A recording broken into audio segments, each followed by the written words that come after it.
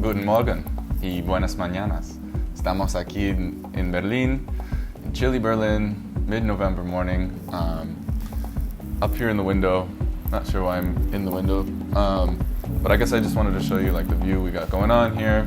And I wanted to take the opportunity while I'm up here to talk a little bit about the Aeropress and my experience with it. Last week we just had the World Aeropress Championship over in Korea, over in Seoul.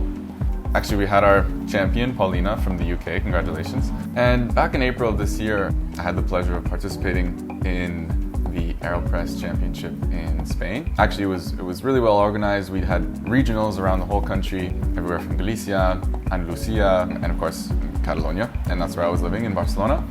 Somehow ended up winning the Golden Aeropress. When I got to the Nationals, I failed miserably.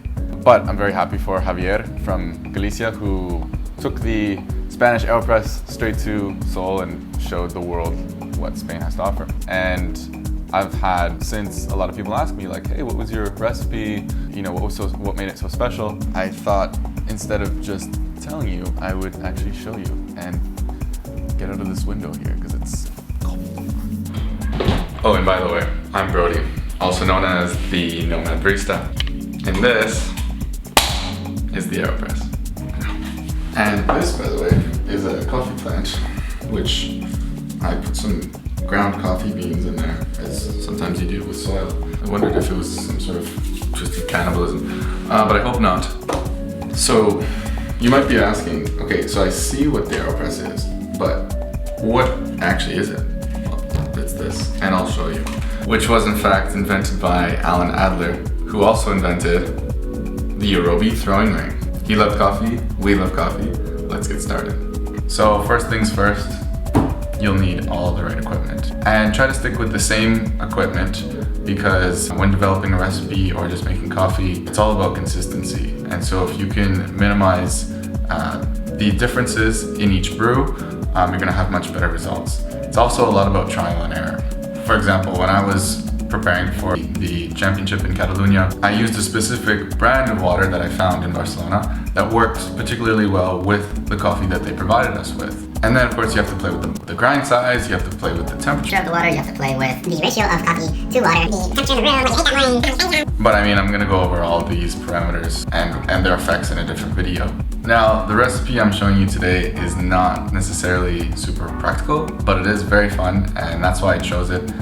Because I just wanted to enter that competition just having fun with it, no expectations. But it does have a bit of a story behind it. I actually adapted it from a friend's first-hand account at a cafe in Vancouver called Obeyed, from the infamous Aeropresser Eldrick, who is also the owner. And he told me about this recipe that the barista made and how it separated, you know, different brews and extractions, and then he also showed me this really interesting paper filter for the Aeropress that he was making himself. So I thought this was a very interesting approach, and so both of them have been a major inspiration, and I'm looking forward to showing you now. So moving on, we have our whole setup here. First, obviously, you'll need an Aeropress. If you don't have one, just go to your local specialty cafe, ask around, you'll find it. You will need several different cups, and I'll explain those during the extraction. And then of course, you'll also need coffee. We're going to use a local roaster here in Berlin, Bonanza. Of course, you'll need a grinder. You can use a hand grinder, or you can, if you have an electric grinder, you can use that too. It's just make sure you're consistent with the grind so you can really dial in the recipe. And of course, you're going to need a kettle. This is a gooseneck kettle, which is quite popular in the coffee sphere because it really helps you to regulate the stream of water and to make everything, again, consistent. Thermometer, if you don't have one of these, it's okay. But again, down to consistency, it's not so much like, oh, this is the best temperature for brewing coffee, or like that it has to be this every single time. But if you do it the same way every single time, you can dial in your recipe. Of course, you need a scale as well. If you don't have a scale, it's going to be more difficult. Of course, you'll also need paper filters for your Aeropress. Now, I happen to have this one made by Eldrick from Obey. I can put more details on that in the description.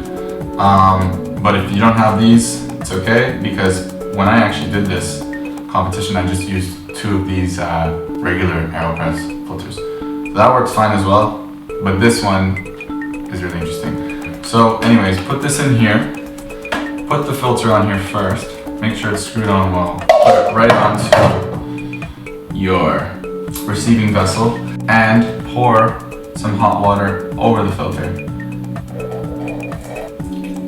And that gets rid of any papery flavors, and dump it, the extra water. Actually, it's interesting because going into the competition, my recipe was 19 grams in, and by the end, after going through all 3 rounds, I was using 23 grams.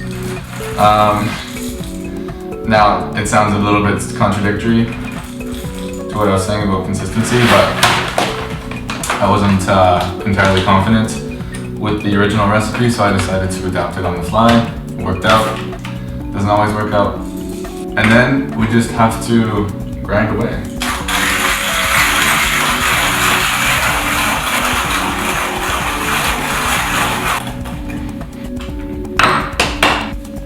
So next, we take the ground coffee. It smells nice. Wow, it smells like chocolate. Not surprised. Make sure it is, in fact, 23 grams. It is. And then, for my recipe, I used a water temperature of around 89 degrees. That's what we use this thermometer for, obviously.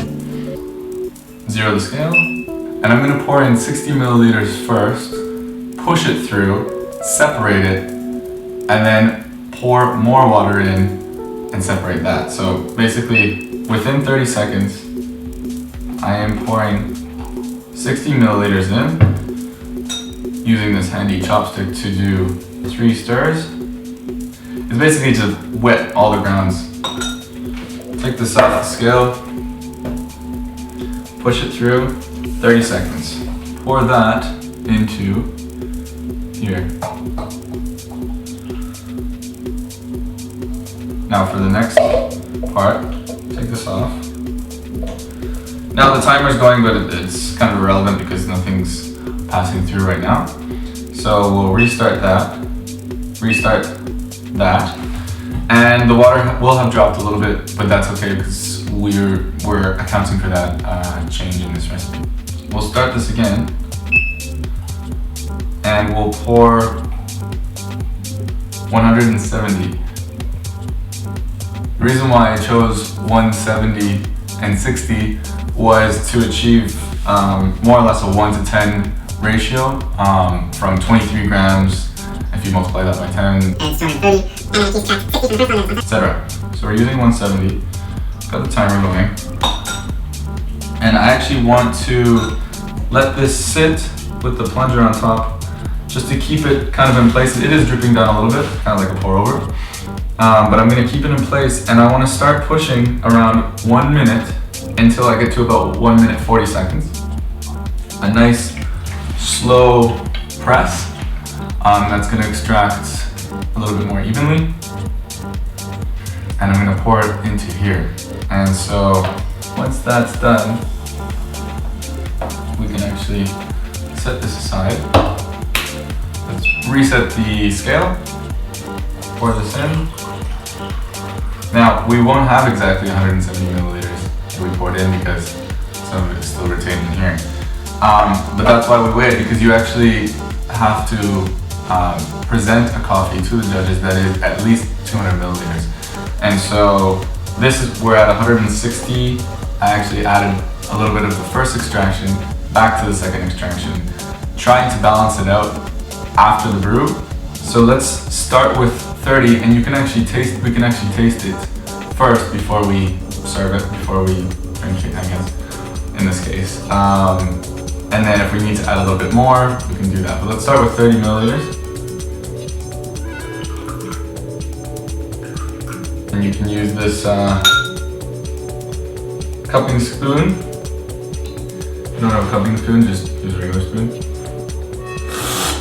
Okay, so we could use a little bit more acidity. Let's add 5. That's fine. Stir it again. And there's our brew. I'm as happy as I'm gonna be with it. So then what we need to do now, just pour until you get to 200 milliliters and present that to the judges. But we're just gonna drink it now. And that was really good, actually. Surprisingly good. Especially considering the fact that this coffee is not dialed in for this recipe. It's my first time trying it in front of you, so congratulations. And I'm gonna make a big contradiction here, actually, because one thing that I learned throughout this experience competing was actually the fact that, okay, you can do all of these things right, every single parameter, but at the end of the day, I entered with one recipe, I came out with another one, and somehow still managed to surpass each round. Third round, I actually ran out of my own water, which is a huge mistake. But I grabbed some extra water that they were using there, which was not bad water. It just wasn't the one that I was prepared for. And so I just kind of made a little bit of a mixture, put it in the kettle, boiled away, used it, served it. Somehow the judges were happy with it. So that's again dividing the fine line between science and art in coffee. So have fun with it, make some coffees, make some for your friends, and let me know what you think about this recipe. If it works out for you, if you have made any revisions, leave them in the comments, and I will put the recipe again in the description so that you can follow along and try your own. So hope to hear from you soon. Again, this is Brody, the Nomad Barista, and I'll see you next time. We're gonna use this. We're gonna use the kettle here, and then we're gonna make the whole Aeropress here within 8 minutes, because that was the regulation.